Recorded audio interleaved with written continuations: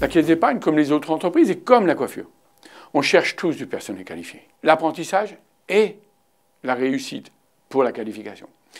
Donc tout d'abord, on a besoin de l'apprentissage parce que le collaborateur est déjà dans l'entreprise, il se forme, il continue sa formation professionnelle mais aussi sa formation générale et il va jusqu'au brevet professionnel qui est une obligation dans la coiffure pour s'installer. Une fois qu'il est formé, une fois qu'il se développe, il peut même reprendre l'entreprise de son chef d'entreprise, soit une entreprise autre. Aujourd'hui, 20% des chefs d'entreprise ont plus de 55 ans. Si ces entreprises ne se reprennent pas, c'est pour moi un drame social. Donc nous allons tout mettre en œuvre avec la caisse d'épargne, avec notre structure pour que ces entreprises se transmettent. Et c'est par l'apprentissage qui est une des voies royales de la formation que nous allons réussir et que nous allons faire ce devoir citoyen qui va permettre de former, d'embaucher et de se développer.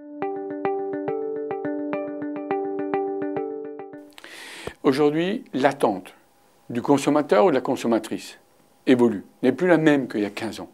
Il y a une attente de marketing, il y a une attente de commercialisation, il y a une attente d'accueil, mais aussi, bien sûr, l'attente de la formation professionnelle, l'attente du métier. Pour cette attente, il est important qu'on adapte notre référentiel. Aujourd'hui, l'employabilité des jeunes, il y a un décalage entre la formation et cette employabilité. D'où la mise en place des assises de la formation, qui, derrière, pousse une réflexion avec l'ensemble de notre écosystème, que ce soit les journalistes, que ce soit les franchisés, que ce soit l'éducation nationale, ou que ce soit les coiffeurs en général qui ont été auditionnés, pour qu'on puisse faire évoluer cette formation et que derrière, on puisse déposer ce livre blanc à l'éducation nationale, qu'on puisse déposer ce livre blanc dans la formation, dans le ministère du Travail, pour que notre métier retrouve ses lettres de noblesse.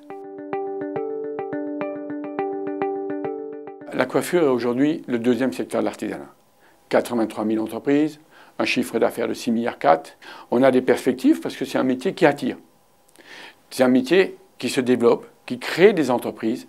Donc il est obligatoire qu'une des perspectives, c'est de rester cette économie de proximité. Par contre, l'Union nationale des entreprises de la coiffure doit travailler sur coiffure 2020, coiffure 2030. Parce que l'avenir s'anticipe.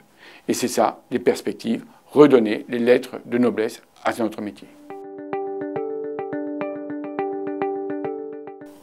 Tout d'abord, nous croyons dans la caisse d'épargne. Et aujourd'hui, nous avons un certain nombre d'entreprises qui doivent être prises. On a un certain nombre d'entreprises qui vont se créer. Et on a surtout aussi des entreprises qui développent, qui refont leur vitrine, qui refont leur mobilier. Et on parlait, c'est une des perspectives aussi de notre métier. Et souvent, on entend que l'accès au financement est compliqué. Avec la caisse d'épargne, nous avons trouvé un partenaire qui va gérer la réactivité, qui va gérer dossier par dossier et qui va faciliter cet accès au crédit. Nous avons trouvé aussi un partenaire qui, pour nos adhérents, donne un certain nombre d'offres à leur création de compte ou à leur développement de compte. Donc, avec la caisse d'épargne, nous allons avoir encore une fois ce devoir citoyen. Parce que si les entreprises se transmettent, s'ils se créent, s'ils se développent, on va embaucher, on va former.